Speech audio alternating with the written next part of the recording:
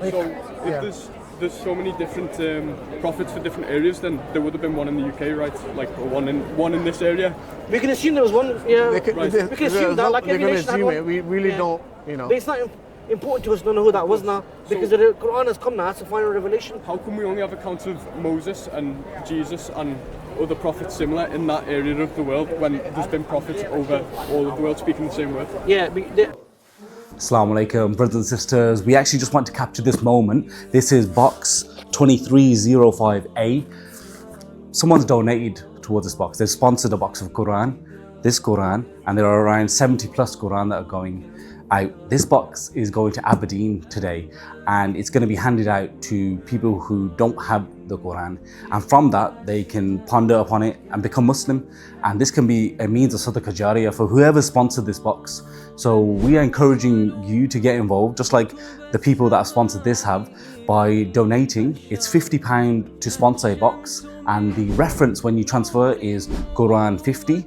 So once you've made a donation, contact the number on our website, tell us that you've made a donation, and then we'll issue you a unique code. You'll then see your Qur'ans being handed out, inshallah. Assalamu alaikum everybody. We are here in Aberdeen with one of the Qur'an boxes that you donated. So it's 2305A. Inside of this box is 72 Qur'ans. So if you want to sponsor us by donating a box like this, it's £50. The reference is Qur'an 50. So I'm going to open a box and just show you now. So if you just come closer and show the box, the number is 2305A. Inside is the 72 Qur'ans. Today we're going to distribute, inshallah, all of these Qur'ans to the public, and whoever is the person that donated this, he will get the sadaqah jariyah for this, for every person who read the Qur'an, anyone who became a Muslim, any good deeds that these people do, and inshallah it will be an ongoing sadaqah jariyah for him for the rest of his life.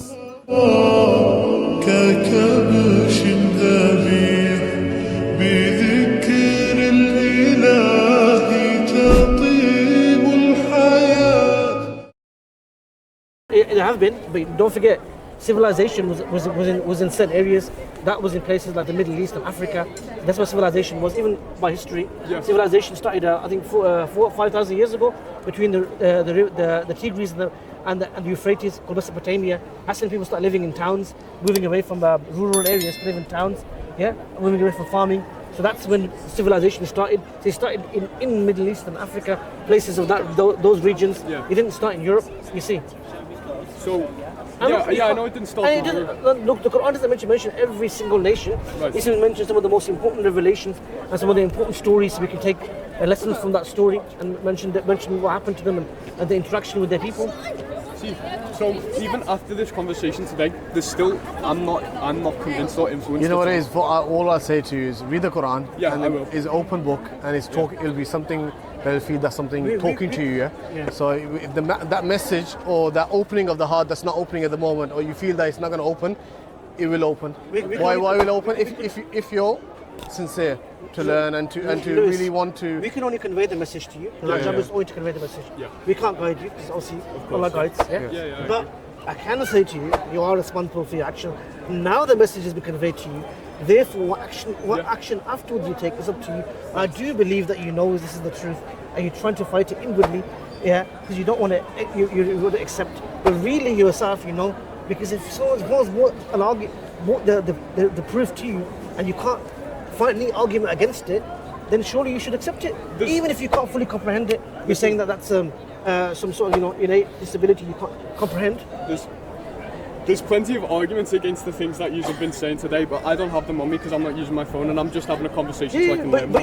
I'm not like here to disagree with you. No. But what we brought to you so far, if you can't argue against that, and you accept our premise, then surely you should accept it.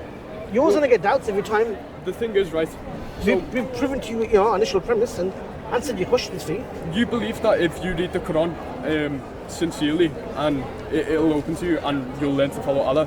So then how would you like? No, because some people are veiled over their hearts. What? Some people are veiled over their hearts as well, and they won't accept the truth. You see.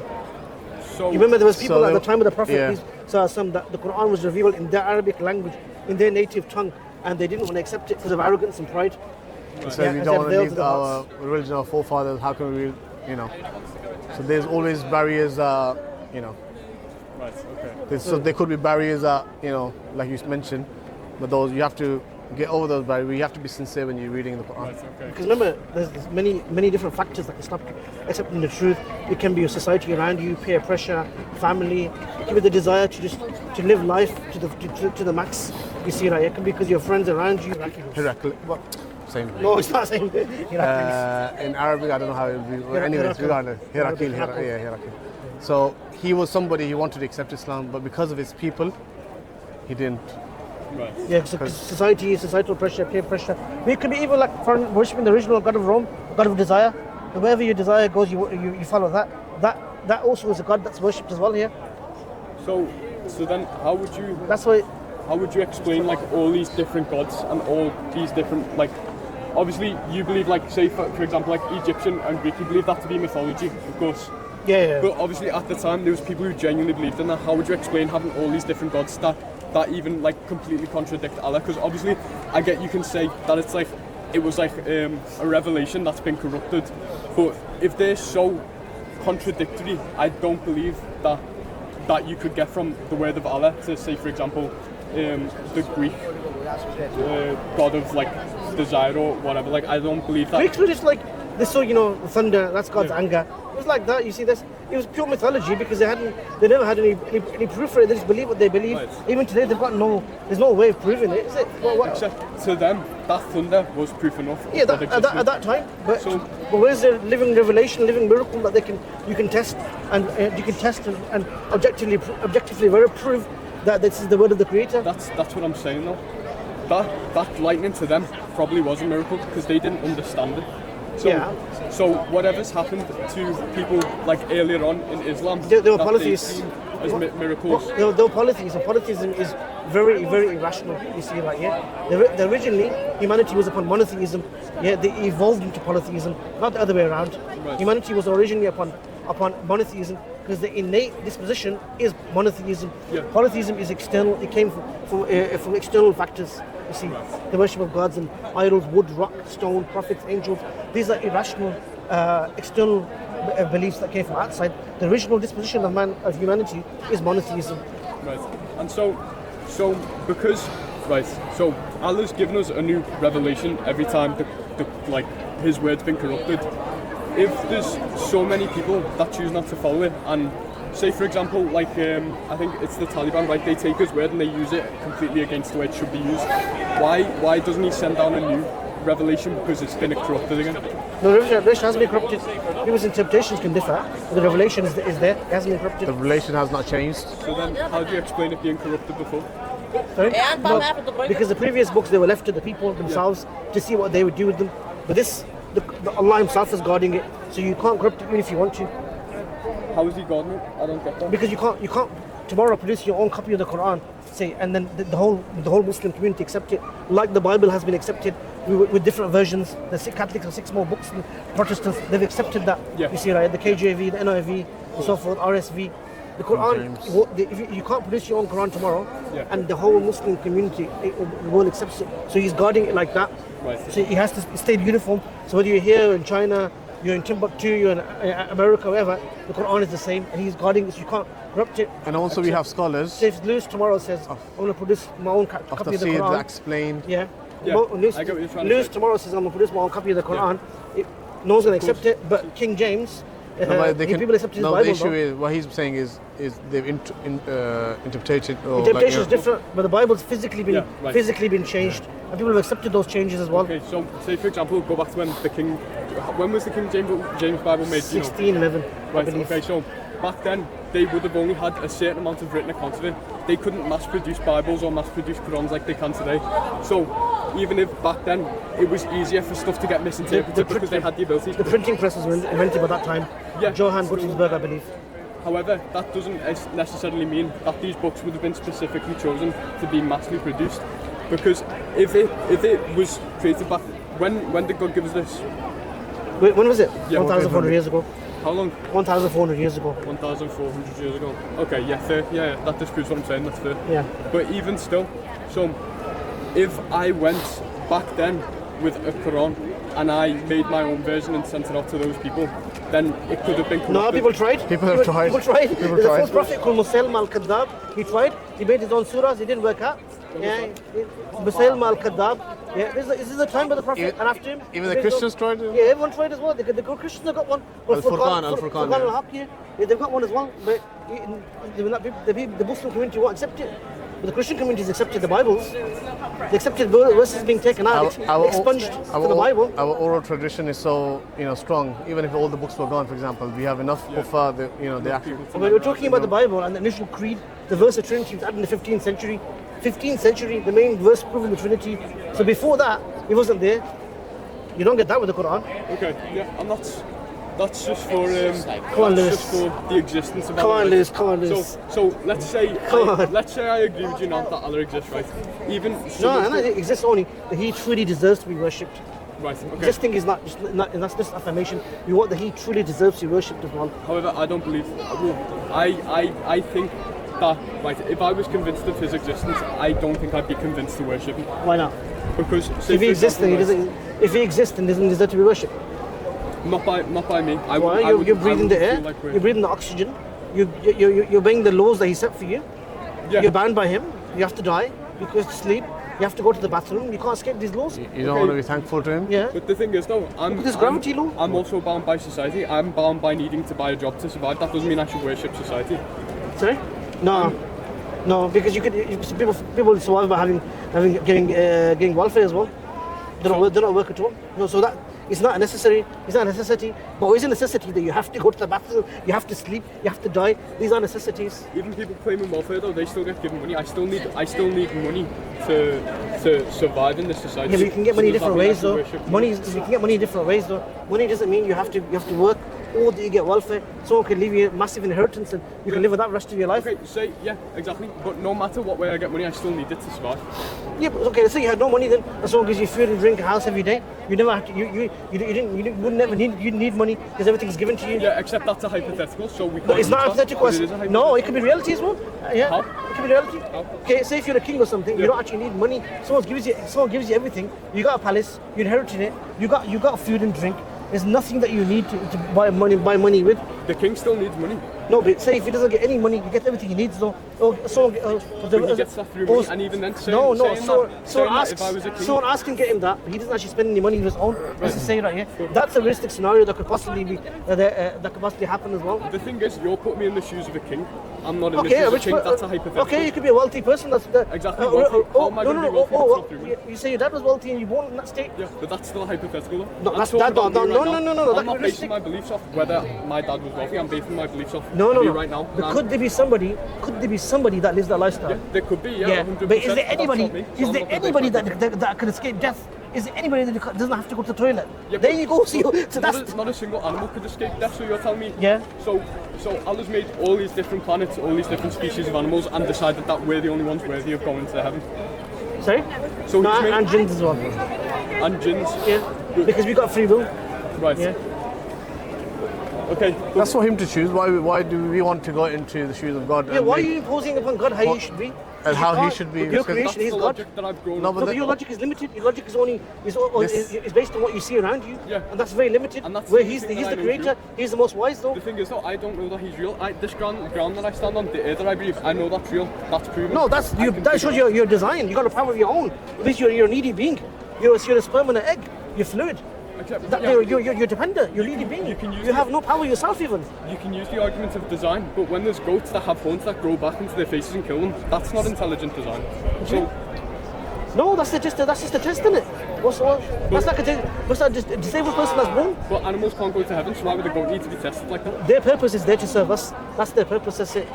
Exactly. So, What's the issue? So their goats going back into their head, right? It'll kill them. So they serve us for less time. They can't go to heaven, so it's not a test. So he's made them No, serve us they- for less time, and he hasn't been able to test them properly. So what is the point in that? No, they're there to serve us. That's what I'm saying. What's wrong with that?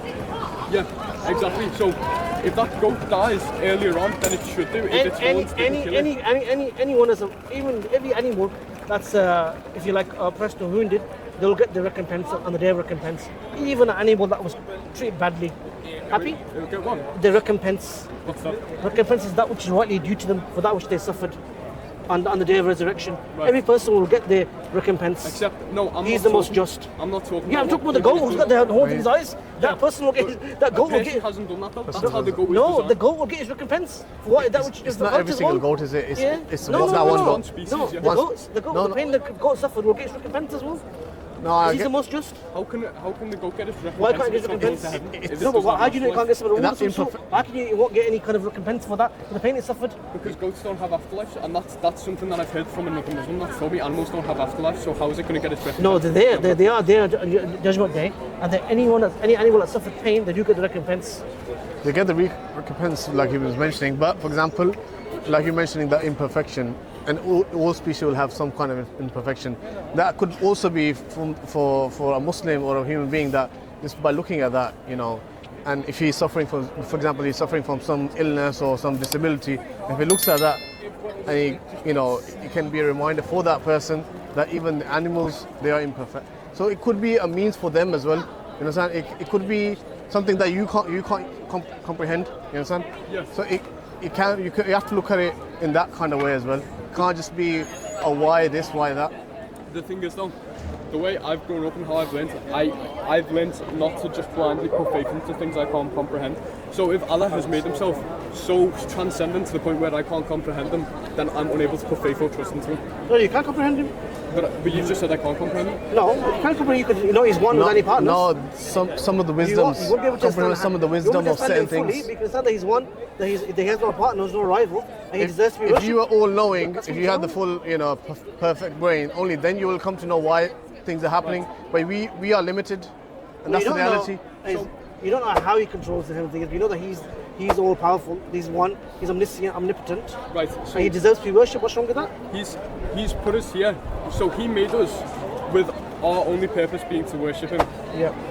And then after this, he's given us tests, all these different tests that are different for different people, and based off the different tests that he's chose to give to people, they get to go to a different hierarchy of heaven.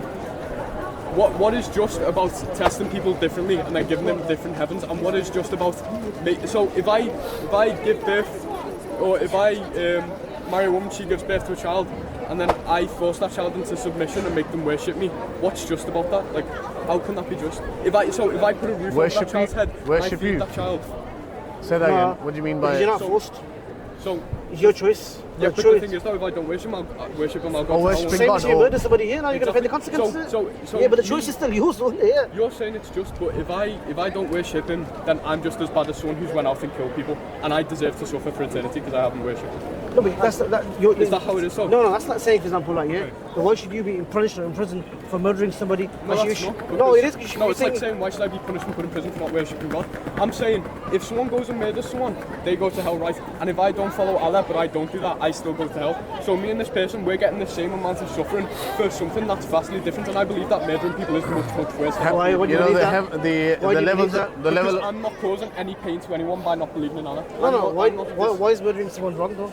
Because it causes pain to people and it causes grief to other people. Yeah, I was saying, not worshipping the Creator causes pain to you as well. It's bad for your soul as well. Yeah, it's and not it's though, different. 'cause I can still be happy with No, that you can't. You can't truly be happy. You can't have that true joy and elation unless you submit yourself with everything that is told us to do to the Creator. That's what true happiness is. Everything else is temporary, false happiness. You know, in paradise, what is the best thing for a Muslim, or you know, when he goes to paradise, what is the best reward for him? Okay, I'll get What is the back best to reward for that? that. I don't know, whatever It's to makes see them God. happy. It's to see Allah. Right, Yeah, that's Allah. fine. I'll come back to the point of heaven. What's what it was I saying? What's it about? I don't know what it is. What were you saying then? You're saying happiness. I'm saying you can't truly be happy. Yeah, right. That's So, not happy. That's temporary happiness. I'm the only person who can dictate how happy I'll be, and you're trying to tell me that my happiness should be based off your God. Because That's wrong. you don't even have control over yourself. I told you, you're not like you're a master of the universe. You're a needy, dependent being. Okay. That you have to obey the laws that the Creator has made for you. So you don't even have power over yourself. So how can you dictate what happiness really is? How can you decide what happiness really is? How can you control what happiness really is? You can't. Except I know as a person that if I submit myself to someone else and I follow these strict rules and I live my life not doing all this for like I'd say small chance that I'm following the right religion, and even then following a religion at all, that's quite a small chance of me actually going to heaven. So if I was to So right, okay, so there's all these different religions, right? And then, so if I, right now as an atheist, if I decide to believe in a religion, right, then I'm one step closer to Allah, aren't I? And then out of all these religions... What do you mean by religion? There's another thing. Religion doesn't mean rituals, it means way of life that the Creator has mandated for us. No, yeah, of course, but I've got to submit myself to Allah. Yeah, but that's, to go to heaven. when you say religion, So, you shouldn't misuse the word religion. Religion doesn't mean some priest wearing a frock right, ritual. Religion means a way of life. That's how you understand exactly. it. So I'm talking about if I submit myself to one of these ways of life, right? And then I choose out of all of these... the way of life, yeah. No, because I'm not just considering Islam here, I'm considering all the other religions. Okay, yeah. So if I choose to not be atheist and to be religious, then I've got to make a choice out of hundreds of religions, which one appeals to me the most and which one I believe the most. And say on that off chance, because if I don't... because we have certainty. And we said that it's not one of these religions. This is a way of life that the Creator, who's one without any partners, has mandated for us. Exactly. So you only submit yourself to the way of life that He's put you here for. That's how we understand it. You're making it look good. You three have certainty, I don't. There's nothing telling me for certain that... What's going to give you certainty though? It seems like no proof is good enough for you. No proof is proof enough for you. But you never want to believe though, you see that, yeah? But what I'm saying to you, that you're a dependent being, whether you like it or not. Either you're submitting anyway, you're dependent upon the laws that He's made for you. You can't escape those laws. You see that, yeah? So the thing is, right, okay, just you're enjoying the benefits of these laws, but you're not acknowledging the one who gave you put these laws for you. Let me set up like this situation. Let me just explain it to you, please. Don't try and like plug off. So if I choose to believe in a religion and that religion ends up being Islam, right? So there's a small chance out of the hundreds of religions that it is Islam, and then I've got to submit myself to this person and follow his strict rule, and I've got to turn against things that make me actually happy here. On the small chance that I'll end up going to heaven, living like that won't make me happy. No, see, I would totally reject your premise. This.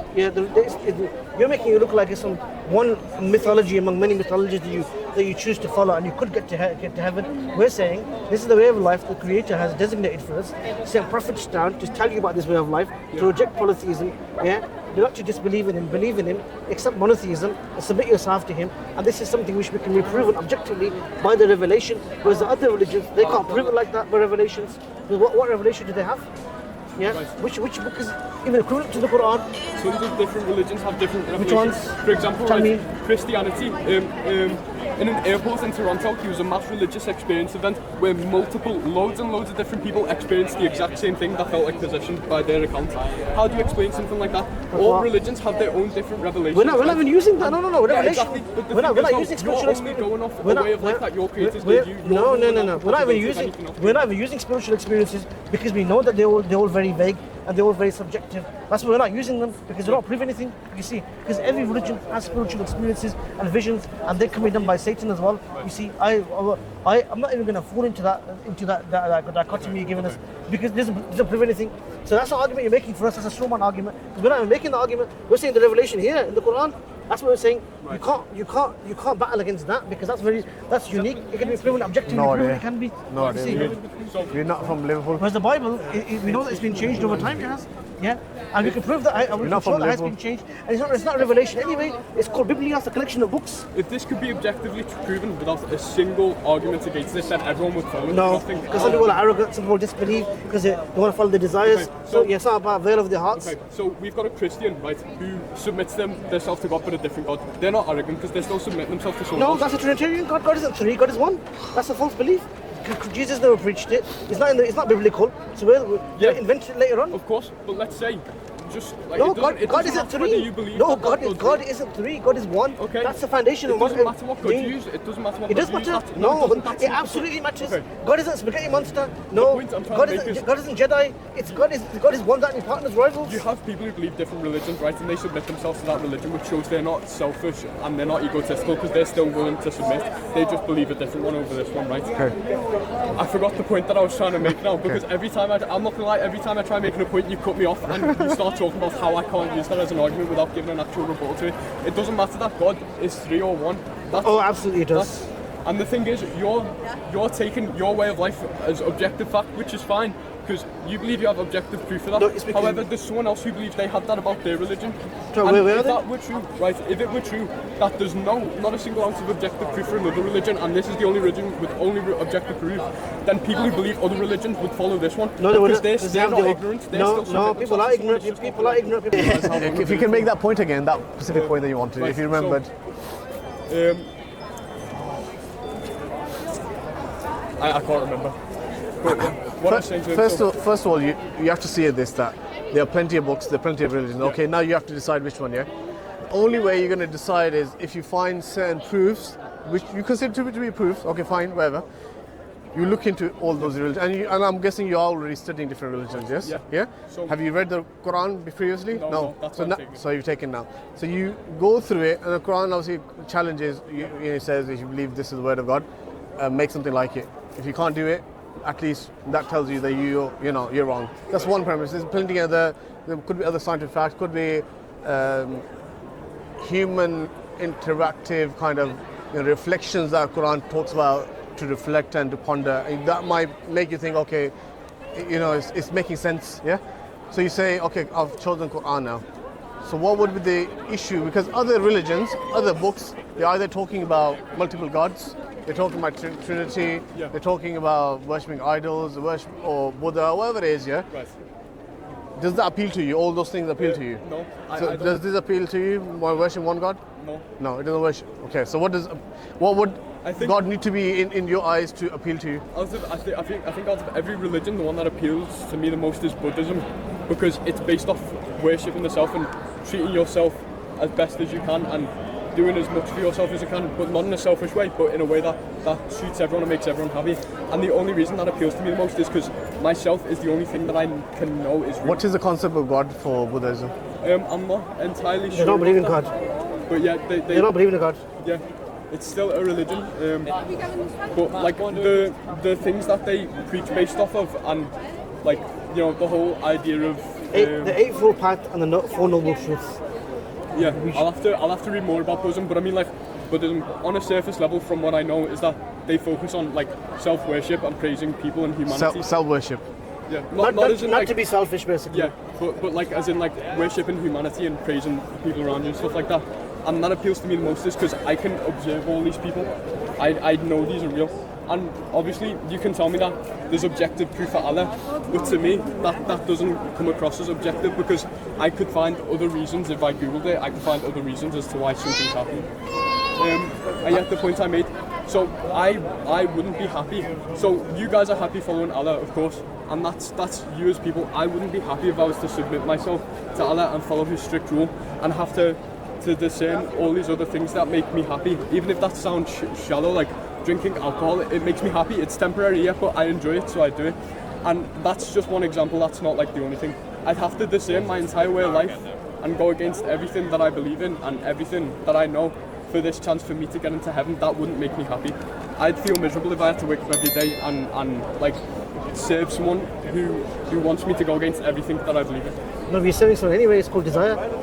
That's what you're saying. It's called desire. It's called desire. You're serving anyway. Your own What desires, you're doing like this, you're freeing yourself from the slavery of desire to servitude to the Creator.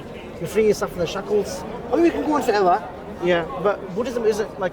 First of all, you don't actually know what Buddha actually said. You know that. Yeah, I'm not that first, but I'll That's what I'm saying. So we're telling you proof. Yeah, You want to find something which is something very vague. Get it? We're saying that you want to follow something because it appeals to you. We're saying something is the truth. So you align your desires with the truth, not the other way around. You don't follow something because it appeals to your desire. You align yourself with the truth and you submit yourself to the truth. The truth is the truth, regardless of who you are, where you are, what background, color you are, where you are in the world. That's the truth. You see, so that's the whole point of a test. What would a test be if your desires are, Revert Brother there, he'll tell you. If obviously your desires are in line with what God is telling you, which is perfect, for example. Revert Brother there, he'll tell you that when he came to Islam, that's the best choice of life. Yeah, and you only know what the best choice in life is, how Islam is, when you've come to Islam and you've left all that behind, and you see how if you like when mundane it was, how it was all based upon just living life to the max, this temporary life that you have to escape. You can't live for long anyway here. Yeah. Just drinking alcohol, having parties, getting drunk, waking up in the bathtub, getting a hangover. These things which give you very slight temporary pleasure, and then at the end of the day you're going to get old anyway. But the thing is, though, I could say to you that what you're experiencing right now isn't true happiness, and that you could only find that in atheism or a different religion. You can't. Exactly. That's what you believe. No, It's not belief, it's not the belief, it's the inner feeling rather than the I belief. don't have an inner feeling that tells me this stuff. You're not Muslim. You're not Muslim, You got to submit yourself to the You're not Creator, reject false deities, align your desires with what the Creator has set down. Then you experience that joy and elation, the sweetness of faith. You won't feel it till you actually accept Islam. And Okay, well, I'll read the Quran then. I'll come back. If I feel it, I'll tell you. I think take this. Lewis, it's nice speaking It's got to this you. number. It's got All I that will brother's say, number there. The clock of life is ticking. I think I've given you this. The clock of life maybe. is ticking. That number.